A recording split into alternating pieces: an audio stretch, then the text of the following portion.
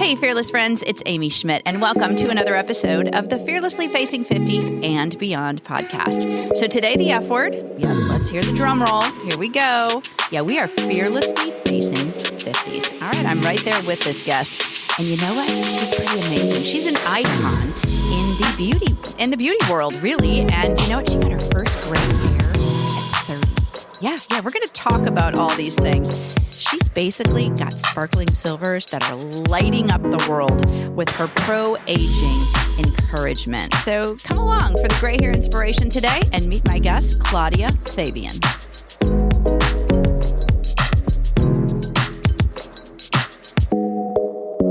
All right, so here we are. You heard in the intro, I got a pretty amazing guest today. And, you know, when she went on camera and we started rolling here, I was like, wow, you look fabulous. Look at you, Claudia. You look amazing. Well, thank you. And thanks for having me. I'm really excited to have this conversation, which I think is so important. And, you know, I can talk about this topic all day long. So I know. Isn't it amazing? I always feel like, you know, as we age, I think to my mom a lot of times. Now I'm well into my 50s, but when I first launched my brand, you know, I was thinking back to when my mom was 50. And I remember the day because I remember kind of helping her put a pearl necklace on because she was having a 50th birthday party. And then I kind of look where I am and I'm like, yeah, and my mom passed away in 2015, sadly, but my 50s is very different from her 50s. You know, I feel I had this conversation recently with a woman and I said, you know, I think I might just have more confidence than my mom had. I think we're more confident Gen Xers. What do you feel about that? I would have to agree with that. I think that our generation has a different take on so many things. Our moms, you know, were boomers and they were kind of caught up, I think, really caught up in that dichotomy of tradition and old school way of doing things. And our generation has kind of broken some of those molds, thankfully. And I feel like we're paving the way for younger women to not fear getting older. And I'm really happy to be part of that movement. I mean, to me, it's, like I said, it's a passion of mine and I can talk about it all day. And it is really a movement. I want you to talk to me a little bit about, because we talk a little bit, let's just go back a little bit here and meet Claudia when she was in her 30s. And like, you know, take me back. I was reading an article. I think you maybe wrote an article or there was a blog post or something that talked about I had my first gray hair in my 30s. Yeah. I mean, I think, you know, a lot of women get gray hair in their 20s. You know, they start seeing gray hair. It's nothing to be ashamed of, but I think when you're in your 20s and 30s, I mean, I was working in the salon and spa industry, so it was nothing to color our hair. That's what we did. That was my occupation, was working in beauty. So I've had all different color hair, highlighted, you know, whatever, covered the grays. And, you know, when I first saw my gray hair, my dad went gray, very similar to mine, and he went gray in his 30s. But for men, you know, it's, you know, much more acceptable. And when I first saw my gray, I was like, oh no, like I inherited my dad's gray hair. So, you know, of course I colored it for many years and really thought that I would be coloring my hair until I died. Like I was steadfast. Did you really? Like I'm going to, you know, bury me with my roots colored. And here we are today. I have a whole second career because I embraced my gray hair. Go figure. Yeah. So, and it looks so beautiful. And I see more and more women. I mean, I don't want to say it's a trend, but I do see more and more women, maybe since 2020. I think 2020 did definitely sparked people not having access to hair salons. So yes, they started to embrace their gray and thought, you know what, I kind of like this. And so I think that definitely was the start of it. But I think even more recently with celebrities starting to embrace their gray, now it's really even more so catching on, which I think is wonderful. It's fabulous. So, you know, let's talk about aging because there's a lot around pro-aging and, you know, all of that type of thing. And I love that because aging is such a privilege, right? I mean, every day we wake up and it's like, this is amazing. But there's so many people, and there might be people listening right now or that are watching and are saying, oh man, I'm really frustrated. I'm frustrated because I get up and I'm slower out of bed. I have a little bit more tenderness in my joints. I look in the mirror and I see, it's like, woe is me every day. And there are parts of me too that some days it's like, all right, I would rather stay in bed and I just don't want to tackle this today. But I get up, get dressed, get going. You have to. But for those that are listening and are really struggling, give us some tips on how we can just age fearlessly and boldly. Well, I will start the conversation by saying, granted, we don't love everything about getting older. I mean, I think, let's just call it what it is. I mean, a lot of it is amazing, but a lot of it sucks.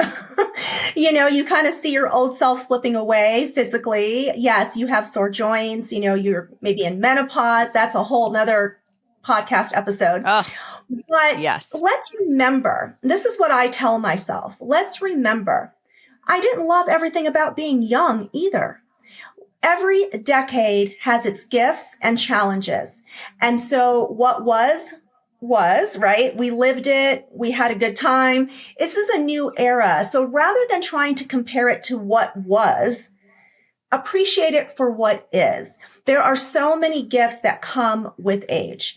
Things that I now would not trade for perkier boobs. Let's just say that, right? Yeah. Love it.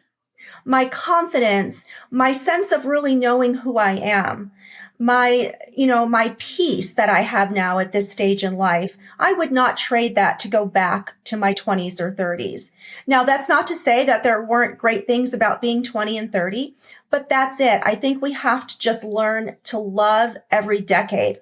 And that's really why I named my Instagram page the Beauty Debut, because I think beauty is different in every decade, and we kind of reveal and debut a new version of ourselves every decade. So I think, again, rather than trying to hold on to what was, appreciate what is and the gifts. And yes, there are going to be some things you're like, oh, my back hurts now. Oh, I can't, I can't run as fast as I used to, or whatever it is that you're lamenting about. But I think that it's important to remember that, that happens. It's part of life. Aging is part of the life experience. This is a life experience we're having. And I look at it that way. So I think it's more about your mindset than anything else. Your mindset has to be in a place of peace. I love that. It does have to be in a sense of peace. It does. And I think right along with that mindset reframe is the fact that, I had on a woman years ago on my show, and she's a friend of mine, but she actually lost her son in the Sandy Hook school shooting years ago. Oh. And she was on the show and she was talking about just life and reframing narratives. And one of the things she said that is so powerful, and certainly many have said it since, is you change those I have to's to I get to. I get to wake up. I get to do the things because I'm aging and because I'm getting older, but I get to do those. And I think that goes along with what you were just saying. We get to do this. Yeah, we are fortunate, like you said, to have this aging experience, because what's the alternative? If you're not aging, right. Yeah, what's the alternative? Not living, yeah. You're not living. Right. So this is all part of the journey and the life experience. And I think that I'm enjoying this decade of my 50s immensely. And I'm hoping that I'll be enjoying my 60s and whatever, the universe has in store for me, whatever my life path will be.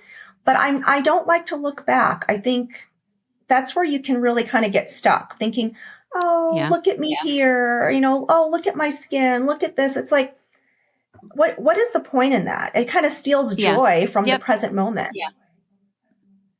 And I do think, we rediscover things about ourselves too. And because of our stories, because of our experiences, that really just gives us that power to continue to move forward. I look at my daughter who's, in her late 20s, and I think of that whole phase of life in your 20s when you're trying to get further faster. You're saying, I can do it by myself. I can do it so much better alone because I'm in control of it. And it'll get done right. It'll get done the right way if I do it. And then there's this narrative shift. And I think in our 50s especially, I certainly have decided that I'm going to use my resources. I'm going to collaborate with incredible women. I want to meet somebody like you, Claudia. I want to learn from you. And there really is a shift around that, don't you think?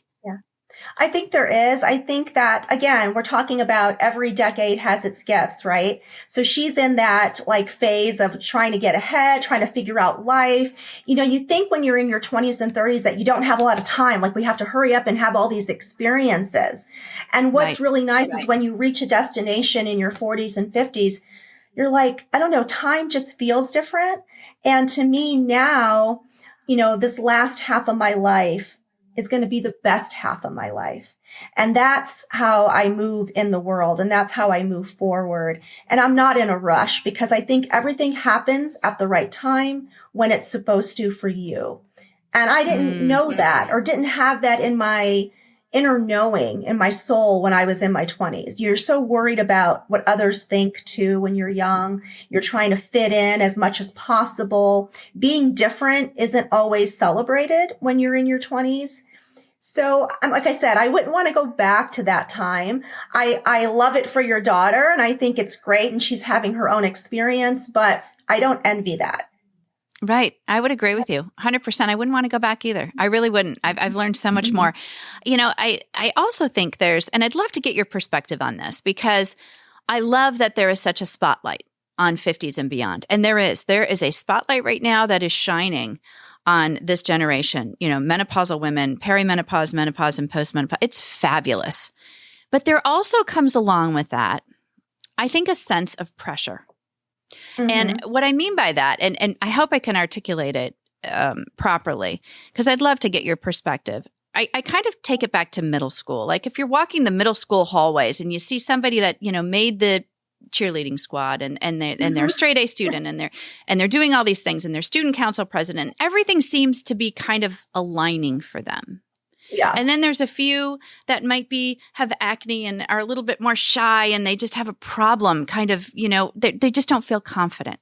Yeah. I worry a bit when there's such a spotlight on us in our 50s and beyond that there are some that are feeling very intimidated because they're having a hard time figuring out their next. They don't want to write a book. They don't want to be in the spotlight and be an influencer, but they want to do something for them, but they get stuck. Can you see what I mean a little bit? Can you? Oh, I love that. I would have to agree. I think that when we scroll through Instagram and we see women in their 50s being celebrated, I will say it's kind of, there is a certain type that gets celebrated. It's tall, thin, right? Thin, sometimes, still coloring their hair. We're still, as a society, holding on to, I'm going to celebrate this person because she looks young. Right. Looks young for 50. Yep. And so this type of person can be celebrated because, wow, look at how she looks, right? Where the majority of women in their 50s aren't tall and thin. We're going through menopause. You have a belly. Your boobs are shifting the position of the body. And I think that the more of us that do put ourselves out there, because I'm not that tall, thin person. I never was. I never will be.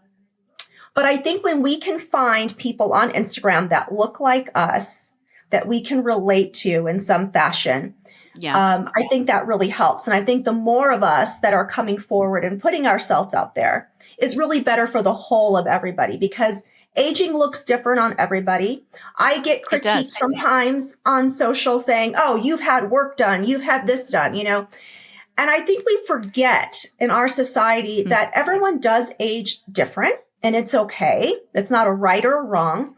And I think we forget too what a real aging face looks like because there's filters.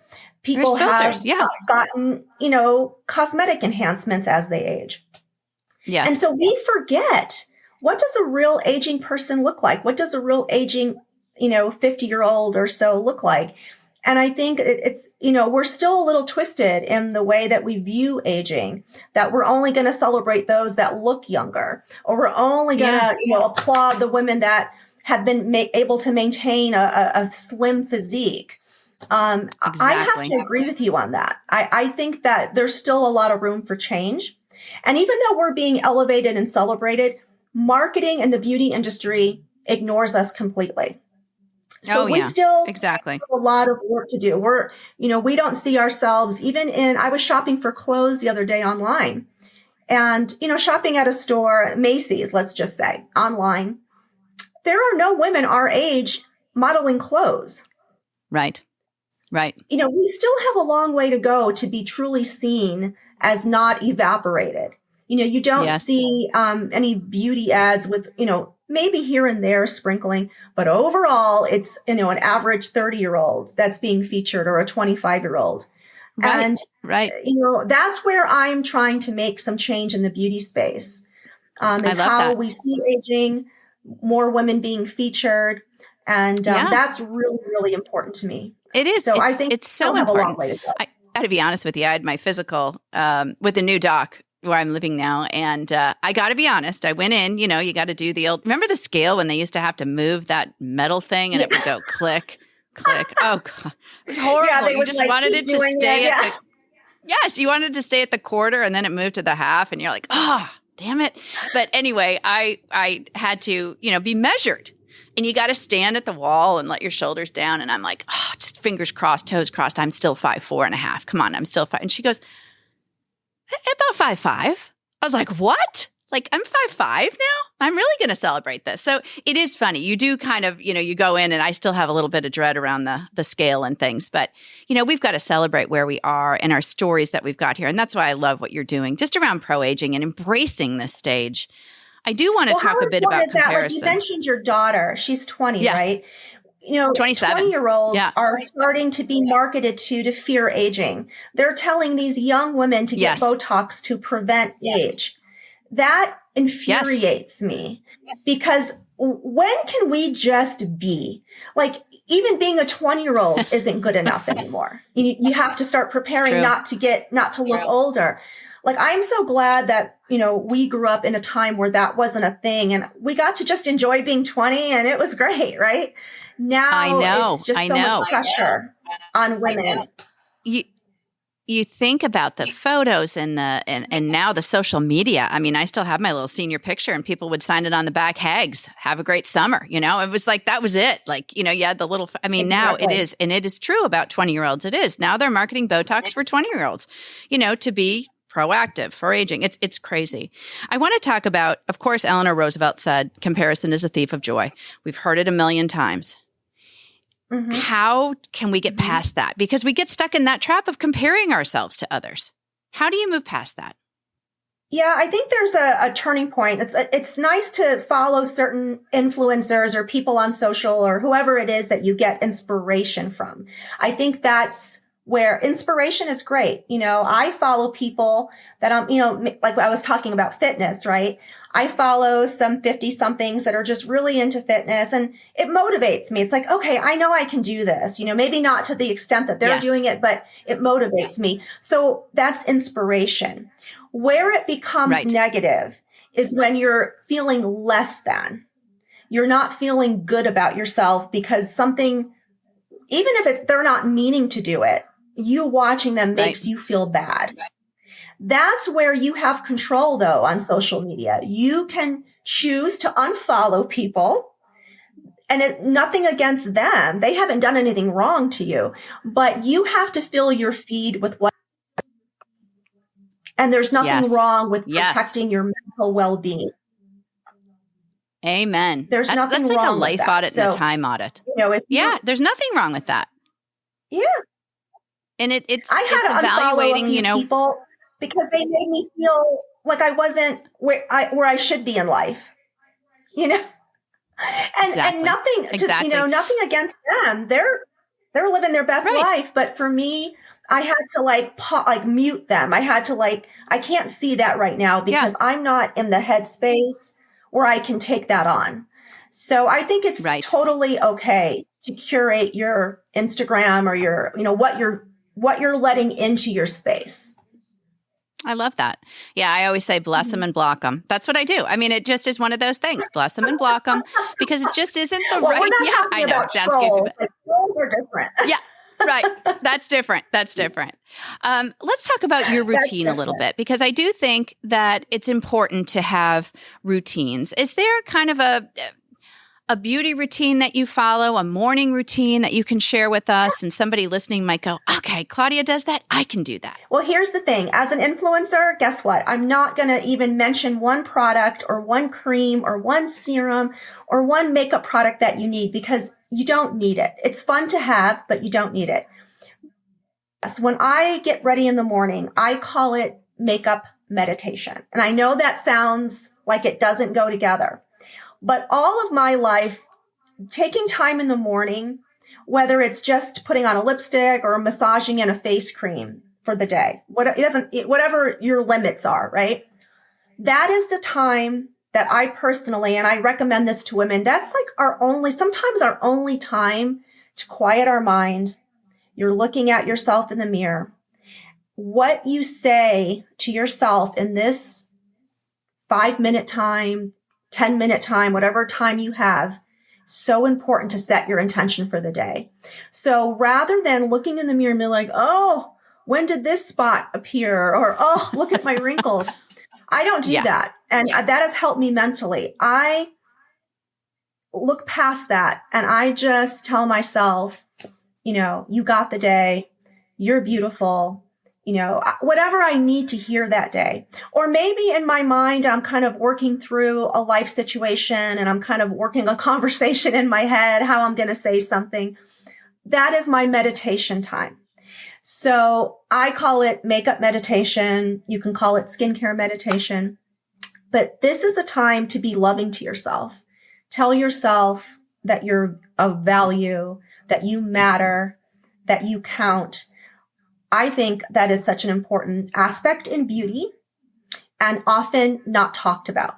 People are selling us anti-aging creams. People are selling us, oh, this foundation will make your skin look good.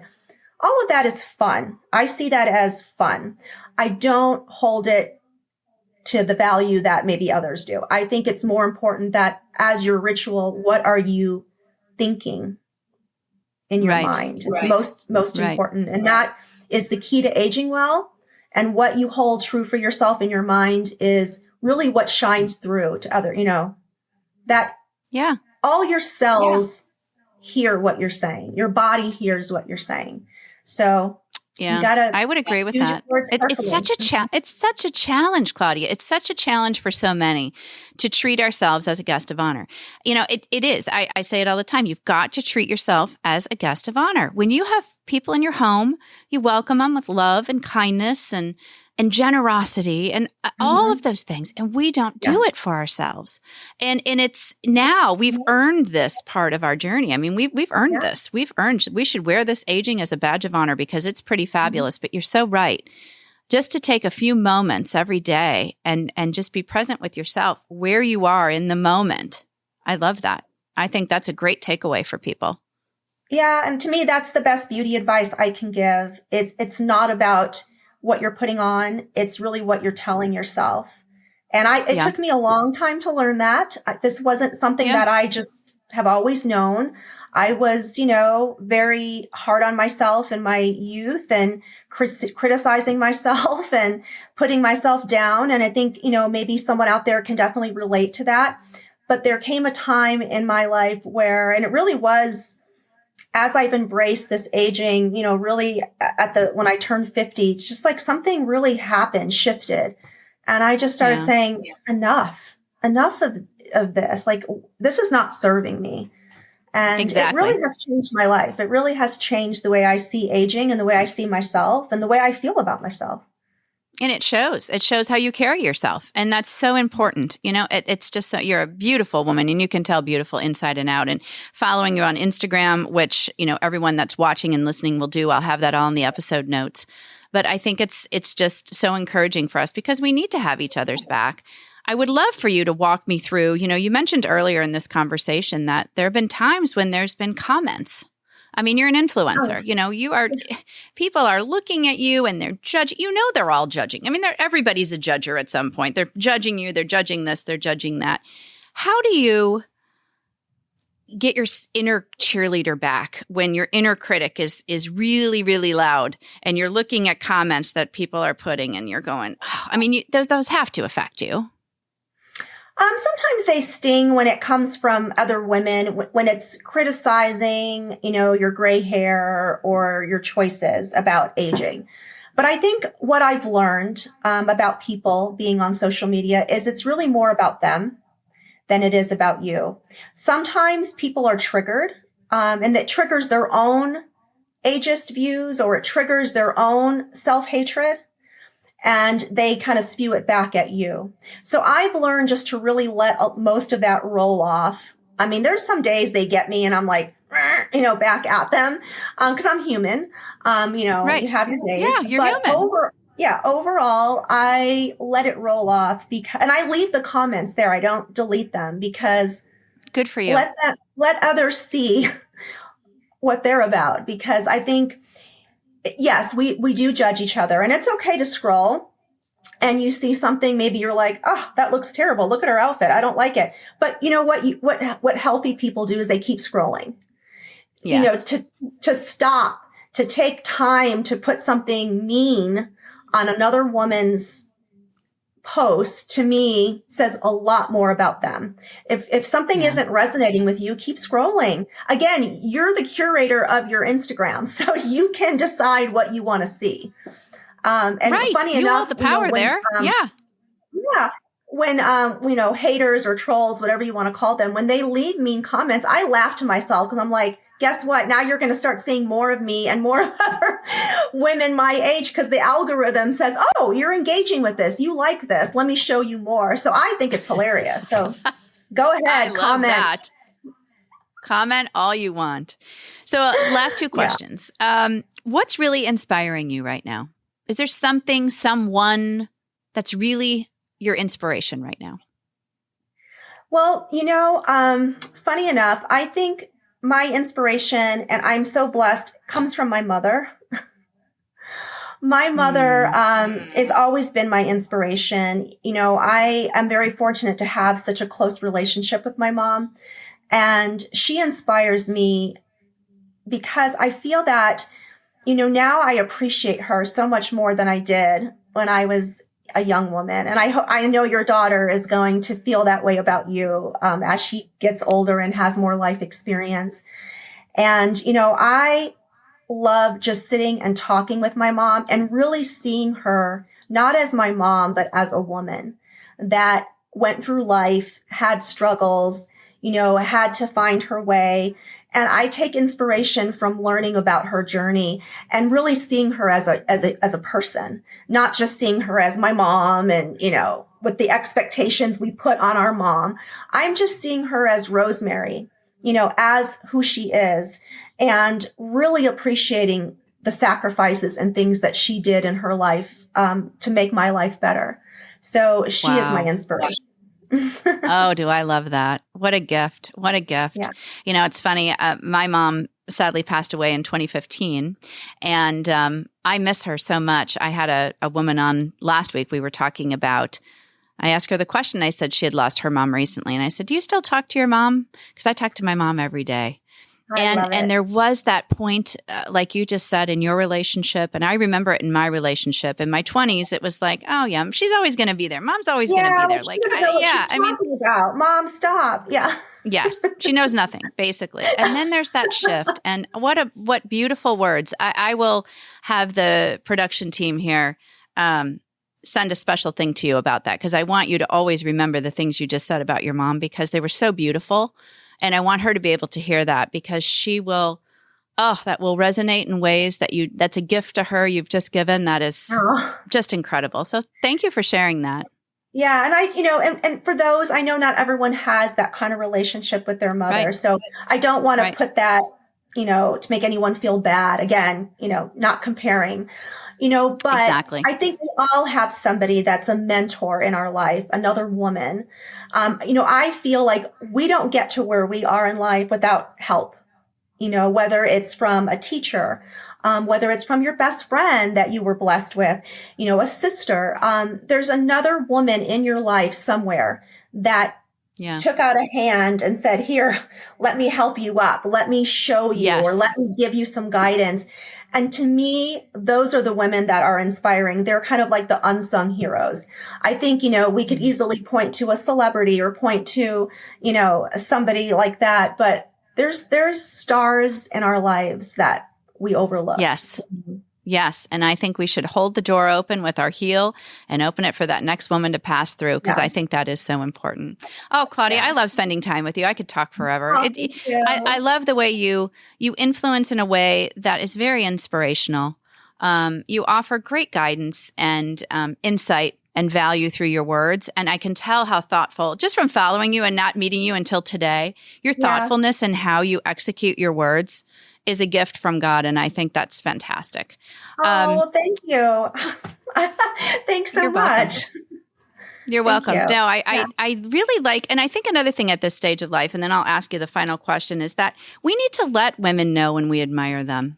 So often we forget to do that, or we say, oh yeah, they're really great. Oh yeah, but we don't take the time to actually be intentional about it and say, you know what, I admire you for this. So anybody listening or watching, if there's a woman out there, just like Claudia just mentioned, there's people that help us along. We all have mentors, and those people may not even know they mentor us. But you know what, if you admire someone, let them know, because what a gift that is to hear that, because often we feel very undervalued or overlooked. So let them know. We do. And don't be afraid to give another woman a compliment. I make effort when I'm out, whether I'm just at Starbucks getting coffee and I see some, interact with another woman. I'm like, your eyes are so beautiful.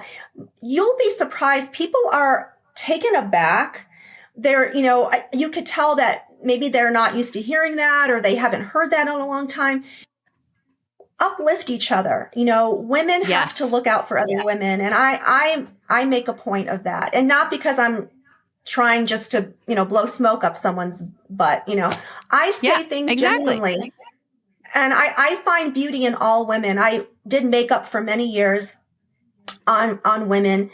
And I was always just so amazed that no matter who my client was, I was always honing in on their beauty. And I'm like, women just don't know how beautiful they really are and the power that they have within them. And, I think makeup is power. I think, all of that can be very powerful, but it's okay to adorn yourself. It's okay. Girl, to do that. Yep. You are my soul sister on that. I love that. Yeah. I love that. So last question for you is a question I ask all my guests. And that is, Claudia, if you were sitting on the couch and you look over and there you are at 30, what advice would you give her? I would let her know that everything you need to be successful is already inside of you. Everything. You don't need to search outward. God placed all your gifts inside you on the day you were born, and it's there for you to share with the world. So all you have to do is be your authentic self and share your gifts. We all have gifts and we have something to offer the world. And I think, again, we're trying to fit into molds as we are growing and finding ourselves. And all the gifts we have are placed there, and they're there for us to share.